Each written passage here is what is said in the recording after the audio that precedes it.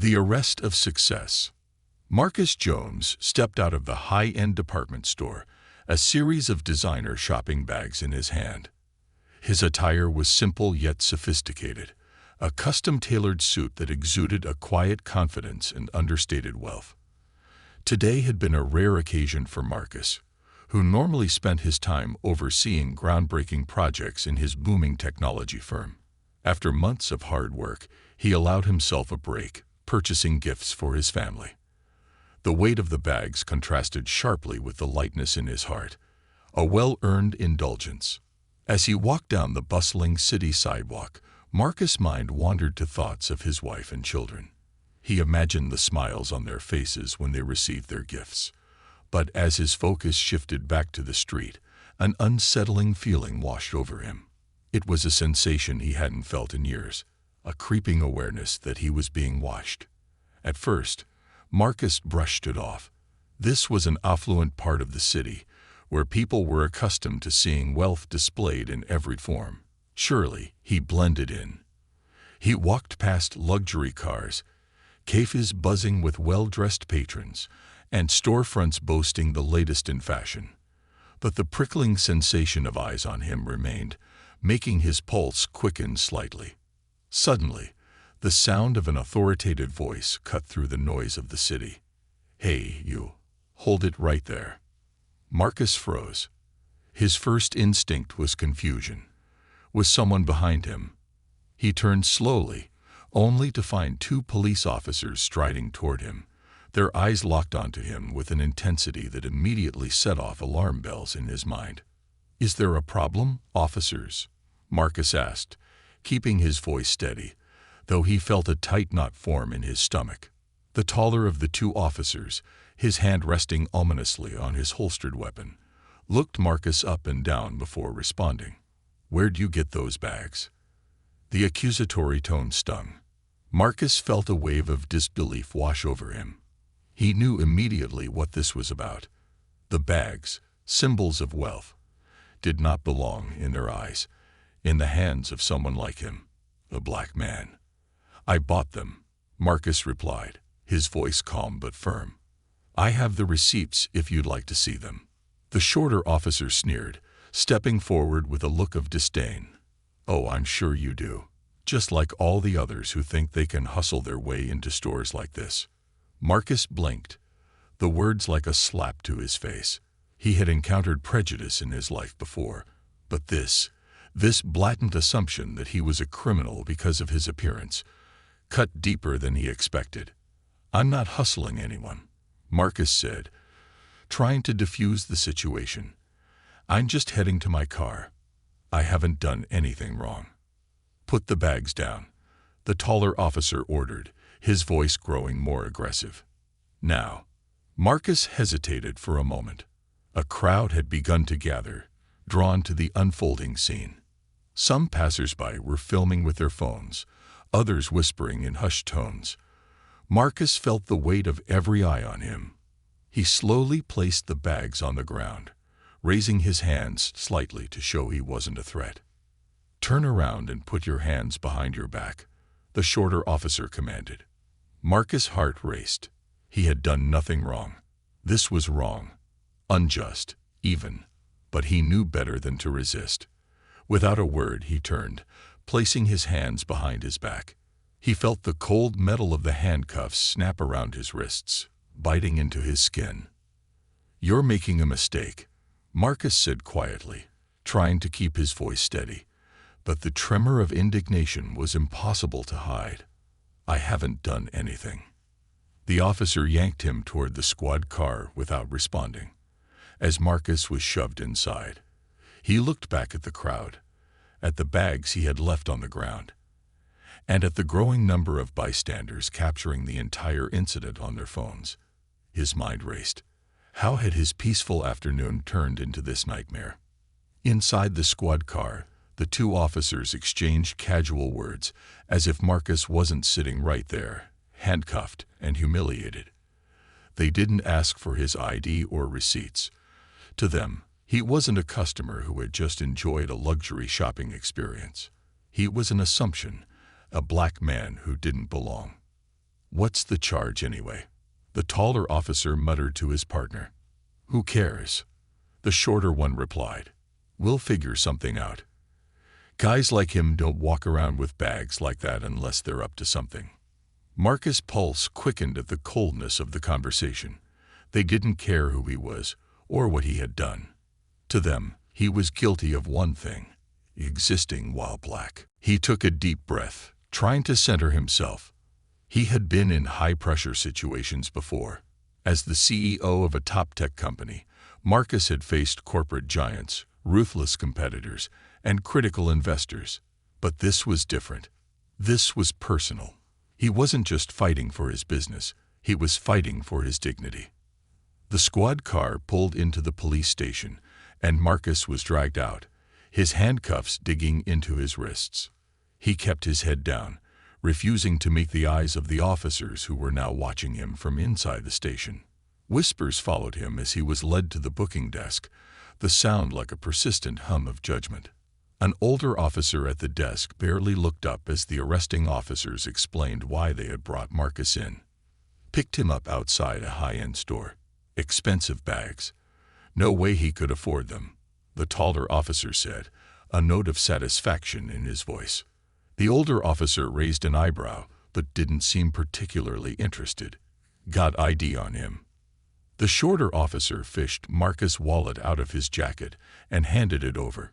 The older man opened it, glanced at Marcus' ID, and read the name aloud. "Marcus Jones," he said, the name clearly not registering. He handed the ID back with a dismissive shrug. The next words from Marcus' mouth would change everything. "I'm the CEO of Jones Tech," Marcus said quietly, his voice steady despite the whirlwind of emotions swirling inside him. The room fell silent. The arresting officers exchanged glances of disbelief. The older officer behind the desk stared at Marcus, the weight of his words sinking in slowly. Marcus could see it, the realization that they had made a grave mistake. But for Marcus, it was too late. The damage was already done. The shame of being treated like a criminal because of his race was a wound that no amount of apologies could heal. The awakening. Marcus sat quietly on the cold metal bench in the police station, his hands still cuffed behind his back. The sting of the handcuffs had dulled, but the sharp ache in his chest had only grown. The humiliation hung over him like a suffocating blanket, each passing second feeling like an eternity. He watched as the officers moved around the station, casually chatting with one another, going about their business as if they hadn't just torn a man's dignity apart in front of an entire street of onlookers. The older officer at the desk still had Marcus' ID in his hand, flipping it over absently. The arresting officers, meanwhile, hovered nearby, their expressions a strange mixture of pride and unease, as if they were waiting for validation from their superior that they had done something right. The weight of it all began to settle deeper into Marcus. Despite all his accomplishments, his success, his influence, none of it had shielded him from the ugly truth of the world. Here he was, the CEO of one of the most innovative tech companies in the country, yet the officers hadn't even thought to ask who he was. They didn't care. They had seen his skin, seen his wealth, and decided he didn't belong. Jones Tech, huh? The older officer finally spoke, his voice tinged with skepticism as he squinted at Marcus' ID. "Never heard of it." Marcus didn't respond. He could feel the burning gaze of the other officers on him, waiting for him to speak up, to justify his very existence in this space. But what was the point? They had already made up their minds about who he was the moment they saw him. Any explanation would have been futile. "You're sure this is your real name?" The older officer pressed, as if Marcus might suddenly admit he had been lying all along.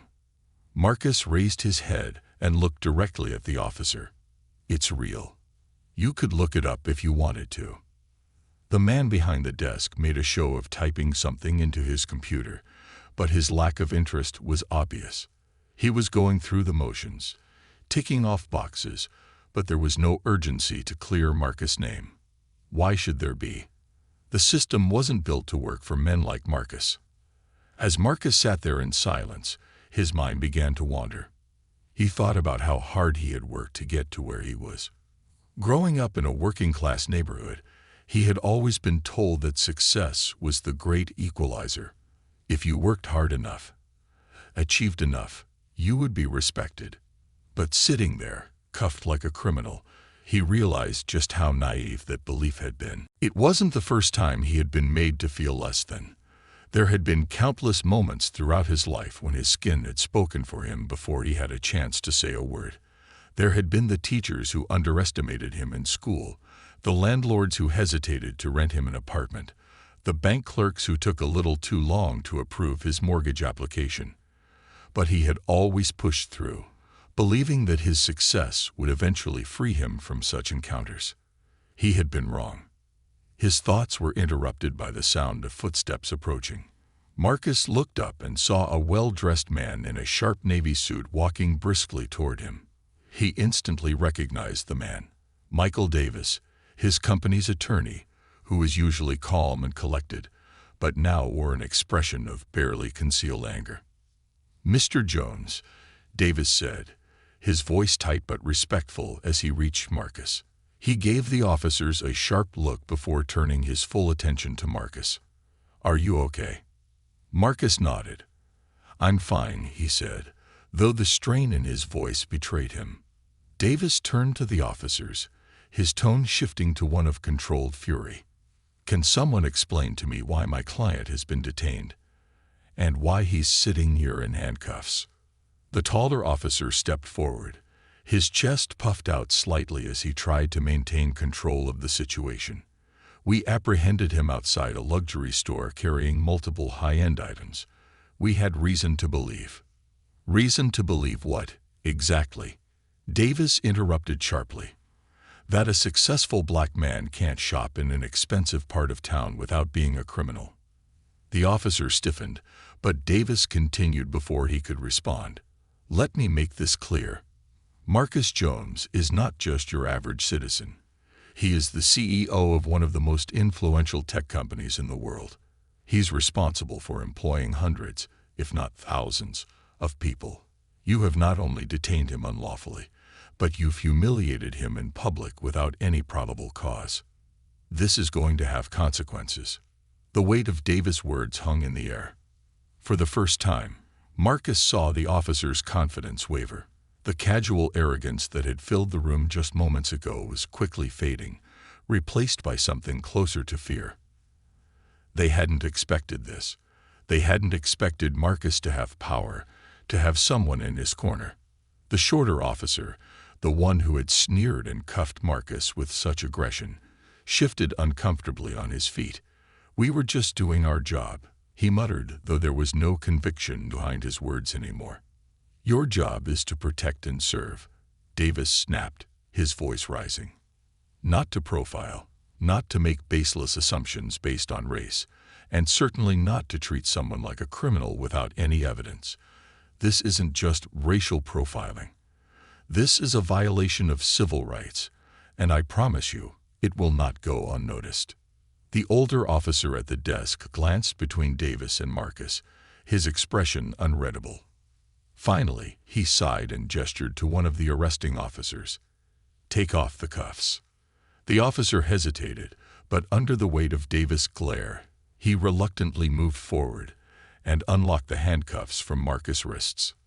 The metal clanged as they hit the floor, and Marcus rubbed his sore wrists, the pain a bitter reminder of the injustice he had just experienced. "You'll be hearing from us," Davis said coldly, fixing each of the officers with a hard stare. "And you can bet this isn't going to end quietly."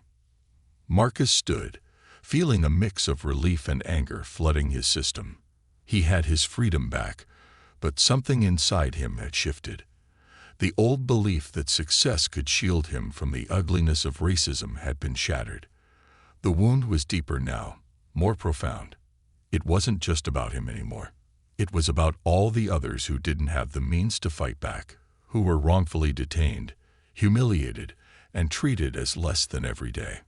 As he followed Davis out of the station, Marcus glanced back one last time at the officers. They were already shifting uncomfortably in their places, the realization of their mistake starting to dawn on them. But for Marcus, the damage had been done. The humiliation, the shame, it lingered, a weight he would carry with him long after he walked out those doors. The sky outside had darkened, and as Marcus inhaled the cool evening air, a thought crossed his mind.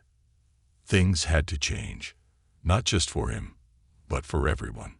And maybe, just maybe, this moment, this painful, humiliating moment, could be the catalyst for something bigger. But that was a thought for another time. Right now, Marcus needed to go home, to see his family, to hold them close and remind himself of why he fought so hard to begin with. The firestorm of justice. The next morning, Marcus awoke to the soft buzz of his phone, vibrating incessantly on his nightstand. The bright glow of the screen illuminated the darkened room. He squinted at the display. Dozens of missed calls, text messages, and email notifications flooded his phone. Something was happening, something big. Rachel, his wife, lay beside him, still asleep, her soft breathing a comforting rhythm amidst the chaos that awaited him. He gingerly slipped out of bed, not wanting to wake her, and made his way to his office down the hall.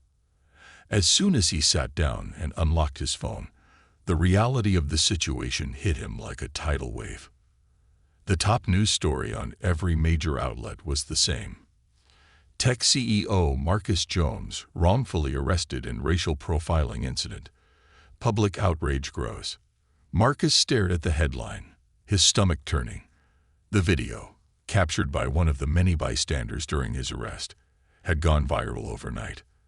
The footage of him being handcuffed, the officer's aggressive behavior, and his calm pleas for understanding were all plastered across every news network and social media platform. He scrolled through the comments on the articles and social media posts. Some people expressed shock and outrage at the blatant racial profiling he had experienced, while others, fewer but still present, tried to justify the officer's actions, claiming they were just doing their job. The anger and division in the responses only fueled Marcus' growing sense of unease. His phone rang again. It was Michael Davis, his attorney.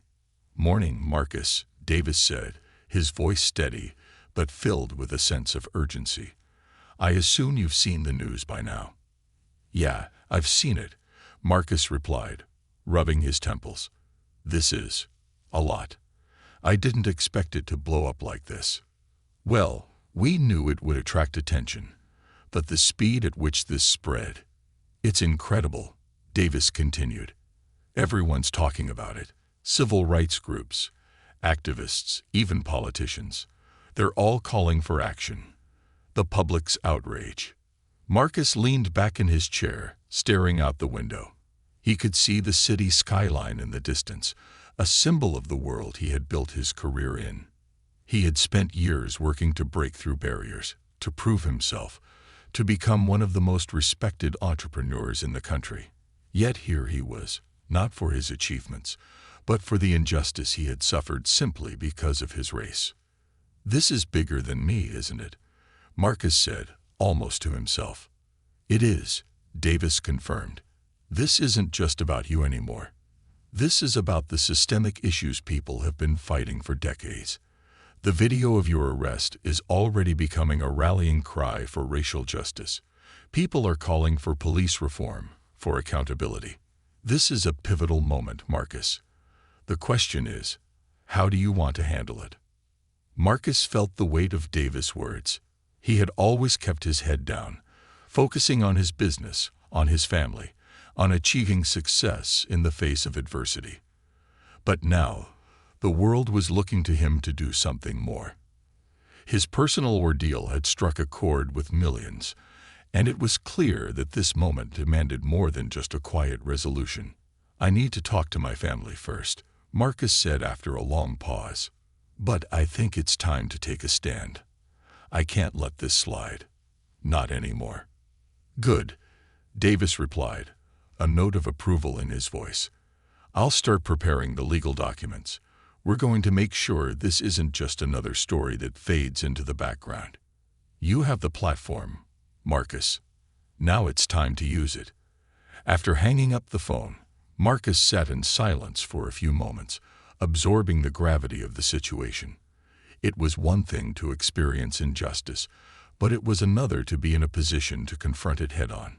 He wasn't sure how his family would react. He knew Rachel would support him. But his children, how would they feel about seeing their father at the center of a national controversy? Gathering his thoughts, Marcus returned to the bedroom. Rachel was awake now, sitting up in bed with her tablet in hand, her expression a mixture of concern and anger. "I saw the video," she said softly, her eyes meeting his. "I can't believe this happened to you. To us." Marcus sat on the edge of the bed, reaching for her hand. "I didn't want to drag you into this mess." "Marcus," Rachel said firmly, squeezing his hand, "this is our life too. You didn't drag us into anything. This isn't your fault. What they did to you, it's disgusting, and people need to see that. If we don't fight back now, when will we?" He nodded, feeling the tension in his chest ease slightly. "Davis thinks we should take legal action. He says this could be a turning point, not just for us, but for the bigger fight against racial profiling and police misconduct." Rachel looked thoughtful, then nodded. "I agree, but we have to be prepared for what comes next. This could get messy, and the spotlight is already on you. Are you ready for that?" Marcus sighed, rubbing his face. "I don't know if anyone can really be ready for something like this, but I know we can't stay silent. Not this time." Rachel leaned forward, kissing his forehead. "Whatever you decide, I'm with you. We'll face it together." The rest of the day was a blur of phone calls, emails, and media inquiries. Civil rights organizations were reaching out, offering support, while news outlets clamored for interviews. Marcus wasn't ready to make any public statements yet. He needed to plan his next steps carefully. That evening, as he sat in his living room with his family, a thought struck him. He wasn't just a victim of a wrongful arrest. He was a symbol of a much larger problem. And symbols had power. The following day, Marcus and Davis stood outside the courthouse, cameras flashing and reporters jostling for position. The media had swarmed the building, eager to capture the next chapter in the unfolding story. Marcus took a deep breath, glancing at Davis beside him, who gave a reassuring nod. This was it, the moment where he would begin his fight, not just for himself, but for every person who had been mistreated, wrongfully accused, or humiliated because of the color of their skin. As the cameras clicked and the reporters shouted questions, Marcus stepped forward, speaking into the sea of microphones. "My name is Marcus Jones," he began, his voice steady, "and I am here today not just as a victim of an unlawful arrest, but as a man who believes in justice. What happened to me was wrong, but it is part of a much bigger problem, one that affects countless people across this country every day. Racial profiling and police misconduct are not new issues, but they are issues we can no longer ignore." The crowd quieted, hanging on his every word. "I have worked my entire life to achieve success, to overcome obstacles, and to break barriers. But even in the face of all that success, I was reduced to nothing more than a stereotype in the eyes of the officers who arrested me. This is not just about me.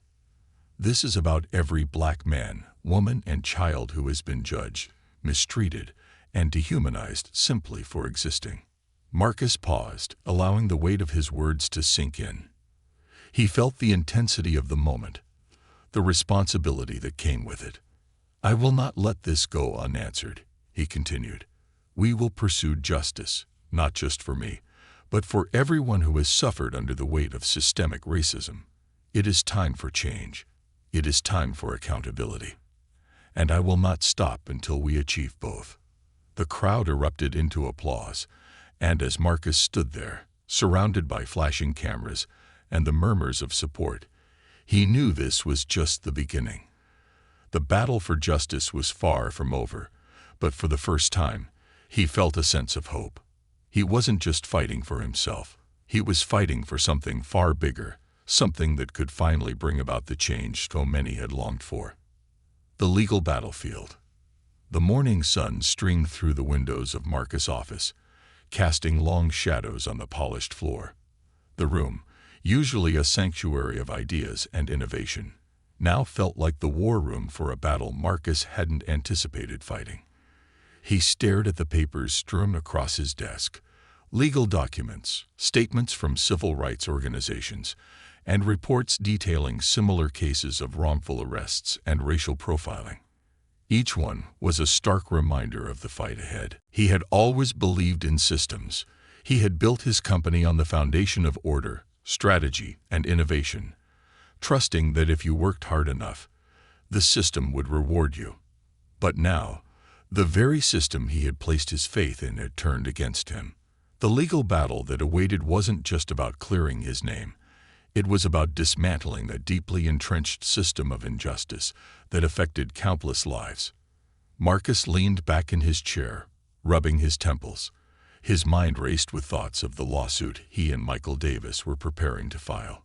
The case was about much more than personal restitution. It was about holding the police department accountable for their actions, about making sure that what had happened to him didn't happen to anyone else. He was ready to take this fight as far as it needed to go, but the weight of it was overwhelming. A soft knock on the door pulled him from his thoughts. Rachel entered the room, her face a mixture of concern and quiet determination. She had been by his side through every step of this ordeal, her support unwavering, but Marcus could see the toll it was taking on her as well. "Are you okay?" she asked, sitting across from him at the desk. "You've been up since dawn." "I'm fine," Marcus said, though the strain in his voice was clear. "I'm just thinking." Rachel glanced at the papers on his desk and sighed. "This is bigger than we ever thought it would be, isn't it?" Marcus nodded slowly. "Much bigger. I knew this case would get attention, but I didn't realize it would turn into this." He gestured to the growing pile of documents. "Every civil rights organization in the country seems to want in on this fight. They're all calling for reform, for justice. And I know we have to do this, but it feels like the weight of the world is on my shoulders." Rachel reached across the desk, taking his hand in hers. "You're not in this alone, Marcus. You've always fought for what's right, and this is no different. The only difference now is that people are watching. They're looking to you to be the voice for change, and I know you're strong enough to do that." Her words were comforting, but Marcus couldn't shake the feeling of responsibility. He had never asked to be a symbol of a movement, yet here he was, standing at the front lines of a battle that extended far beyond his own experience.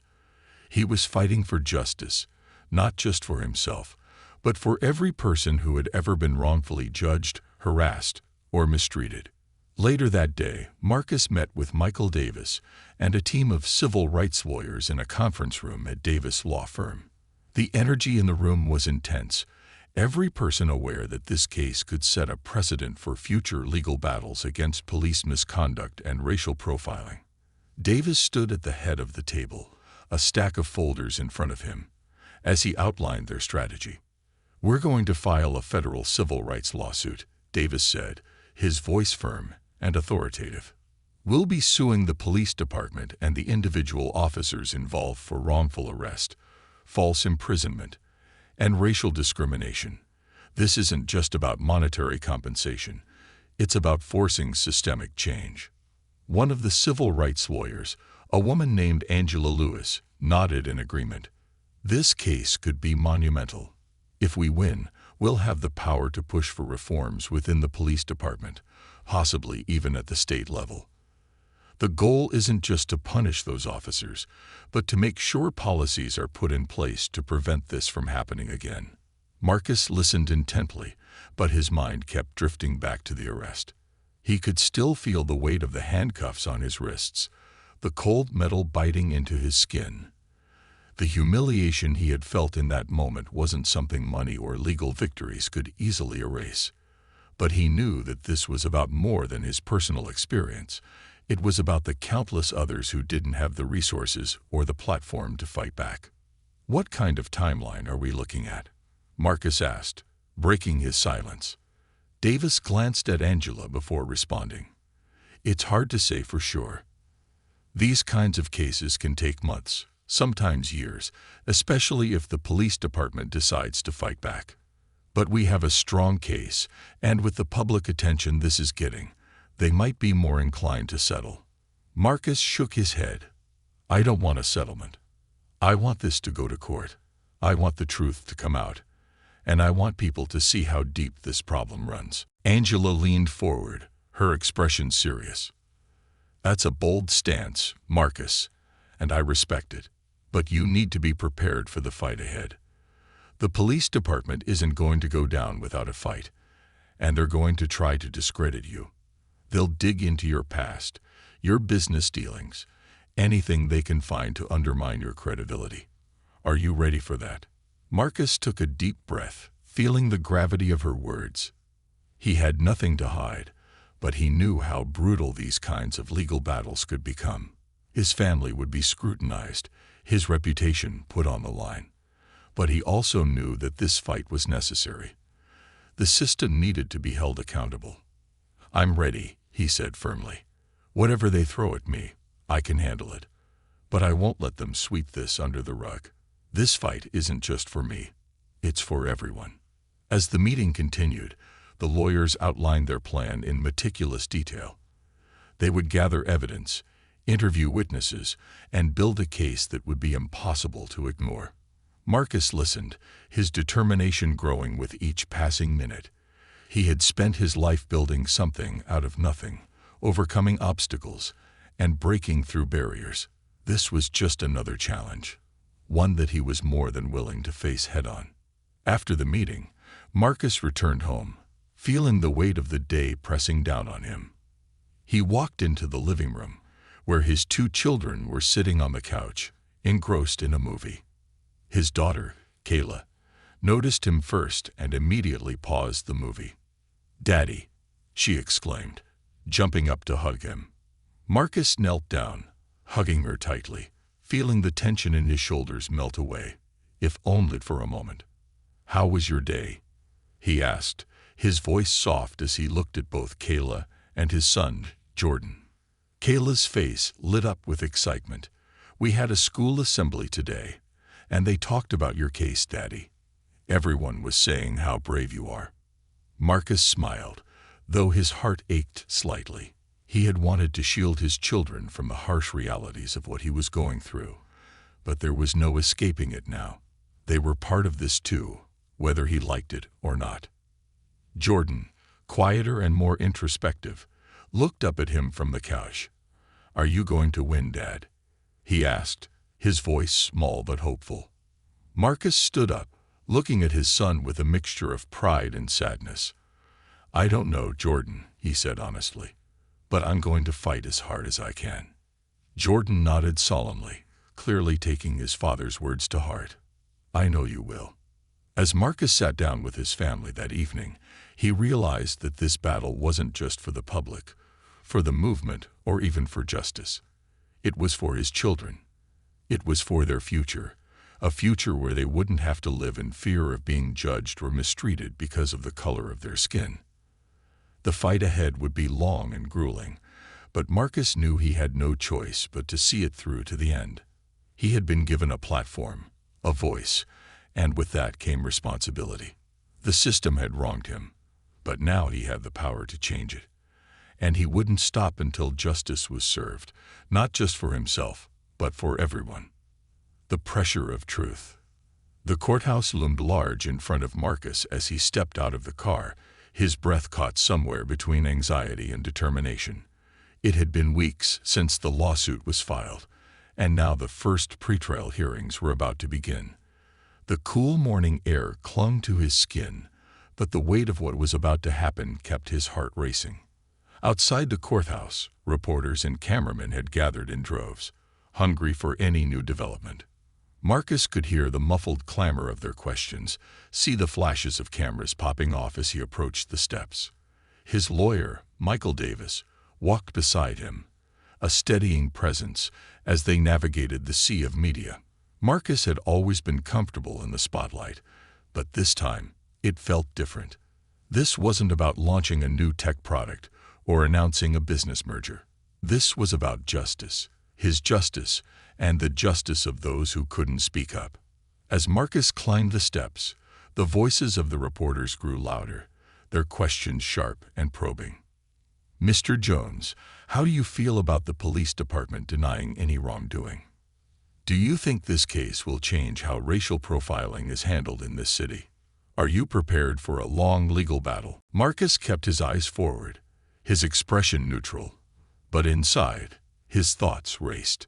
The police department had, unsurprisingly, denied any form of racial bias in their arrest of Marcus. They claimed it was a routine stop, and that the officers had reasonable suspicion, given the area and the unusual circumstances. Their response was predictable, yet infuriating. It was the same excuse used countless times before in cases just like his. Vague justifications wrapped in the language of procedure, meant to obscure the racial profiling at the heart of it all. The doors of the courthouse opened, and Marcus stepped inside, the noise from outside fading away. The atmosphere within the courthouse was markedly different, cold, sterile, and unforgiving. As they walked down the long corridor toward the courtroom, Marcus caught glimpses of people whispering, some pointing in his direction. His story had captured the attention of not only the media but also ordinary citizens who were invested in what his case represented. A chance to hold the system accountable. When Marcus and Davis entered the courtroom, they saw the police department's legal team already seated on the other side. At the center of the team was their lead attorney, Robert Harlan, a seasoned defense lawyer known for his aggressive courtroom tactics. He wore a smug smile, as if he believed this case would be nothing more than a minor inconvenience, a blip on the radar. Marcus could feel Harlan's eyes on him, assessing, calculating. But Marcus had faced down worse than this. He had faced boardrooms filled with cutthroat investors who wanted nothing more than to see him fail. He had risen above it all, and this time would be no different. As the judge entered the courtroom, everyone rose to their feet, the weight of the moment settling over the room. Marcus sat down, his heart beating steadily now. He was ready. This was the beginning of a long fight, but he was prepared to see it through. The pretrial hearing began with both sides presenting their arguments. The police department's lawyers argued that their officers had acted within the scope of their duties, that they had reasonable suspicion based on the high-end area Marcus had been shopping in and the suspicious behavior they had witnessed. They claimed that the arrest had nothing to do with race and that the officers were simply following protocol. But as Davis stood to respond, his voice rang out with clarity and purpose. He laid out the facts of the case with precision, dismantling the police department's weak defenses piece by piece. He highlighted the officers' refusal to check Marcus' ID or receipts, their dismissive attitudes, and the racial undertones of their behavior. Davis wasn't just arguing a legal case, he was making a moral one. He was pointing out the larger, systemic issues at play, showing how Marcus had been reduced to a stereotype, profiled because of the color of his skin. As Davis spoke, Marcus couldn't help but notice how the mood in the courtroom shifted. The spectators, the reporters, even the judge, seemed to be listening more intently. This wasn't just about procedure, it was about the truth. After the pretrial hearing ended, Marcus and Davis exited the courthouse. The reporters were still waiting, their cameras pointed at him, their microphones ready to capture his every word. This time, Marcus was ready to speak. He paused at the top of the courthouse steps, turning to face the press. "This isn't just about me," Marcus began, his voice calm but filled with conviction. "This is about a system that has allowed racial profiling and discrimination to thrive unchecked. What happened to me happens to thousands of people every day, but most of them don't have the platform or the resources to fight back. That's why I'm standing here today, not just for myself, but for everyone who has ever been wrongfully judged because of the color of their skin. The crowd of reporters hushed, hanging on his every word. "I'm not backing down," Marcus continued, his eyes scanning the crowd. "And I won't stop until the system changes. Until we can all walk down the street without being treated as suspects simply because of who we are. I'm ready for this fight. And I hope you are too." The cameras flashed, the murmurs of the reporters filling the air once again as Marcus and Davis made their way to the car. As the door closed behind him, Marcus exhaled deeply. The weight of the trial, the media attention, the public's expectations, it all weighed on him. But at the same time, he felt a sense of clarity. He was fighting for something bigger than himself, and that gave him the strength to keep going.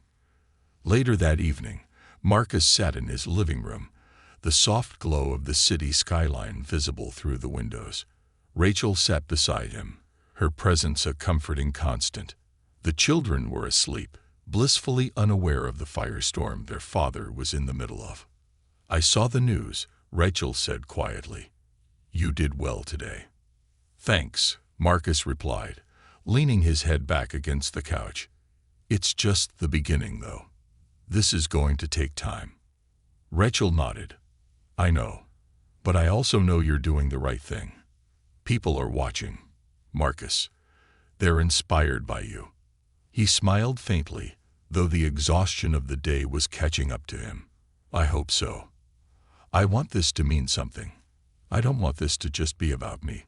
It needs to be bigger than that." Rachel rested her head on his shoulder. "It already is."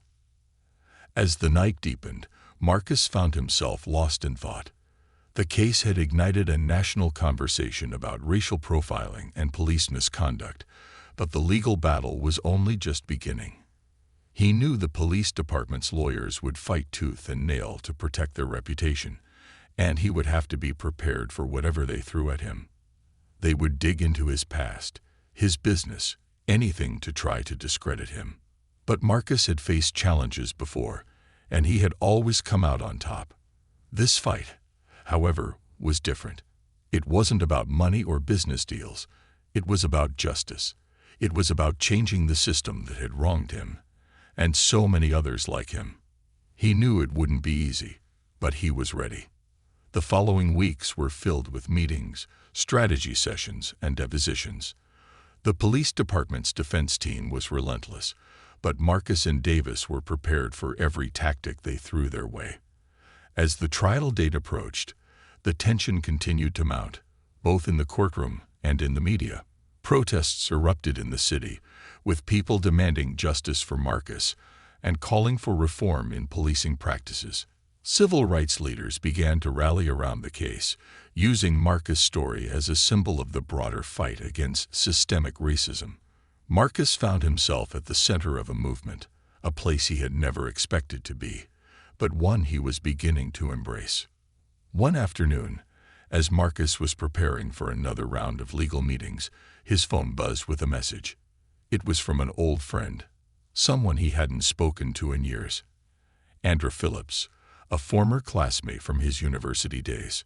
Andrew had gone on to become a prominent activist, working with various organizations to fight for racial justice.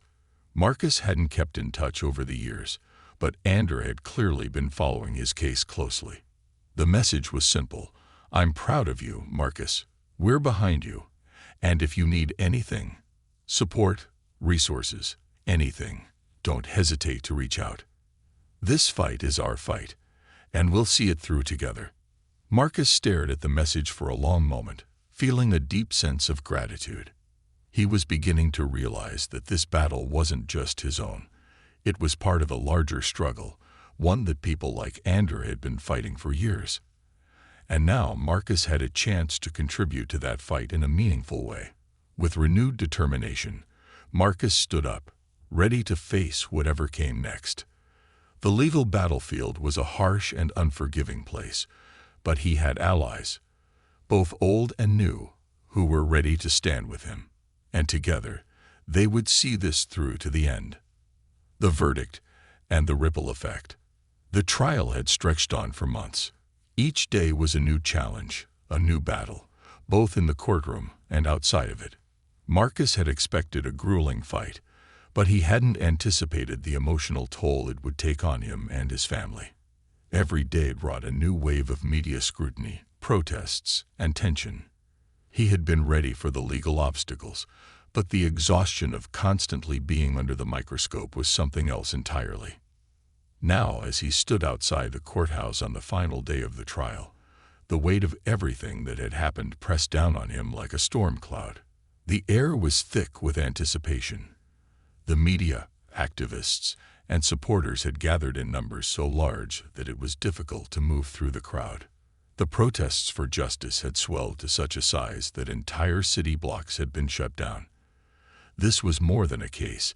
It had become a symbol of resistance, a fight for dignity and accountability. Marcus glanced around at the sea of faces.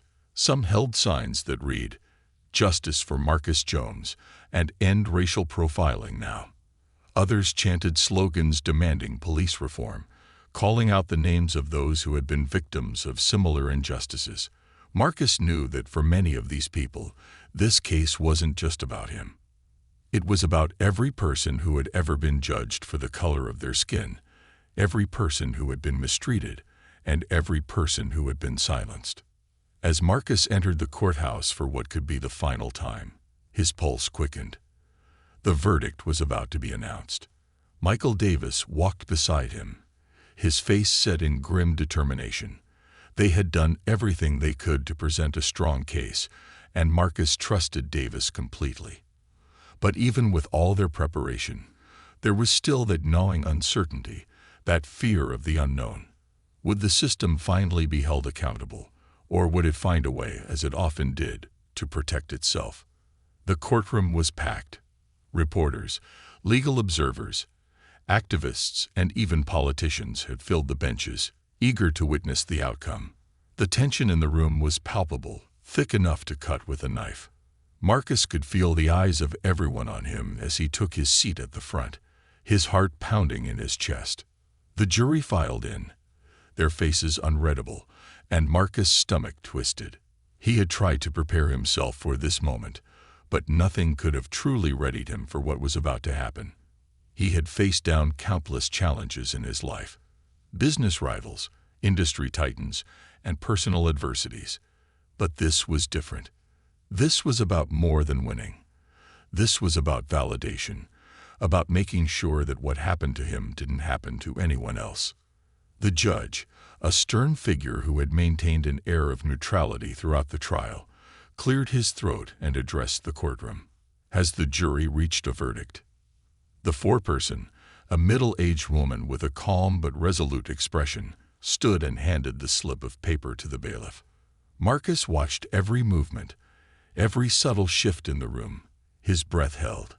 The judge opened the paper, scanned its contents, and then looked up, his face giving nothing away. In the case of Marcus Jones versus the City Police Department on the charges of wrongful arrest, false imprisonment, and racial discrimination, the judge paused, and in that brief second, time seemed to stop. Marcus' heart hammered in his chest. We, the jury, find the defendants guilty. For a moment, Marcus didn't breathe. The word hung in the air, reverberating through the courtroom like a bell. And then, like a dam breaking, the weight of everything he had been holding inside released in one breath. Guilty. They had won. The room erupted. Reporters jumped from their seats, scrambling to be the first to relay the news. The crowd outside, which had been watching a live feed of the proceedings, let out a deafening cheer that shook the very walls of the courthouse. Marcus could hear the chants of "justice" and "no more profiling," growing louder with each passing second. Davis clapped Marcus on the shoulder, a rare smile breaking through his usually stoic demeanor. "We did it, Marcus," he said. "We did it." Marcus stood, his legs shaky but his heart full. He turned to face the crowd in the courtroom, locking eyes with Rachel, who sat in the front row. Tears glistened in her eyes, but her expression was one of pride and relief. She had been his rock throughout the entire ordeal, And now, they could finally breathe again. But even in this moment of victory, Marcus couldn't shake the knowledge that this wasn't just about him. The victory was symbolic, yes, but the battle was far from over. This was just the beginning of a much larger fight, a fight to dismantle the system that had wronged so many. Marcus had always been a man who focused on results, and now, with this victory in hand, he knew there was work to be done. The days following the verdict were a whirlwind. Media outlets across the country plastered Marcus' face on their front pages, declaring the case a historic moment in the fight against racial profiling. Civil rights organizations heralded the verdict as a turning point, using it to amplify their calls for police reform and systemic change. Marcus found himself thrust into the spotlight in ways he had never imagined. Interviews, speaking engagements, and public appearances filled his calendar. He had become a voice for those who had been voiceless for too long. And while Marcus was still the same man, still a tech entrepreneur, a father, a husband, he knew that he now carried a new mantle, that of an activist, a leader in the fight for justice. One of the first public events Marcus attended after the verdict was a rally in the heart of the city, organized by local activists who had been inspired by his story. The crowd was massive, spilling into the streets and filling the park where the rally was being held. Marcus stood on the stage, looking out at the sea of faces, feeling a deep sense of responsibility. This wasn't just about his personal victory. It was about using his platform to push for real, tangible change. As he stepped up to the microphone, the crowd hushed, their eyes fixed on him. Marcus took a deep breath and began to speak. "When I started this fight, I was doing it for myself, for my family," he said, his voice carrying over the crowd. "But as the weeks and months went on, I realized something important. This fight was never just about me. It's about every person who has ever been judged by the color of their skin. Every person who has been wrongfully arrested, harassed, or mistreated because of a system that's broken." The crowd nodded in agreement, murmurs of support rippling through the park. "But we can't stop here," Marcus continued, his voice growing stronger. "This verdict is a victory, yes, but it's just one battle in a much larger war. We need reform. We need accountability. We need to make sure that what happened to me never happens to anyone else." Applause erupted from the crowd, but Marcus wasn't finished. "I'm calling on all of you, every single one of you, to stand with me in this fight. We need to demand change from our leaders, from our police departments, from the system itself. We need to make our voices heard, because the only way we can dismantle this system of injustice is if we do it together." The crowd roared in approval, the energy palpable. Marcus stepped back from the microphone, feeling the power of the moment wash over him. He had always been a man of action, a man who believed in making things happen. And now, more than ever, he knew that this fight for justice was his next great mission. Weeks later, Marcus sat in his office, reflecting on everything that had happened. The trial had concluded, but the work was far from over. The police department had been forced to publicly apologize, and several officers had resigned in disgrace. But more importantly, the city had agreed to implement a series of reforms aimed at reducing racial profiling and increasing accountability within the police force. It was a small victory, but a meaningful one. Marcus stared at the framed newspaper clipping on his desk. The headline read, "Historic Verdict. Police found guilty in racial profiling case." It was a reminder of how far he had come, and how far they still had to go. His phone buzzed with a new message. It was from Andrew Phillips, the activist who had reached out to him early on in the trial. The message was short but powerful. "This is just the beginning. Let's keep pushing." Marcus smiled, feeling a renewed sense of purpose. He picked up the phone and dialed Andrew's number, ready to discuss the next steps. The fight wasn't over, but Marcus was ready. This wasn't just about one man, one case, or one verdict. It was about changing the world, and Marcus Jones was just getting started.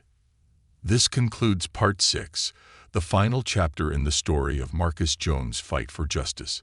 His journey represents the ongoing battle for equality and the resilience needed to confront systemic injustice head-on.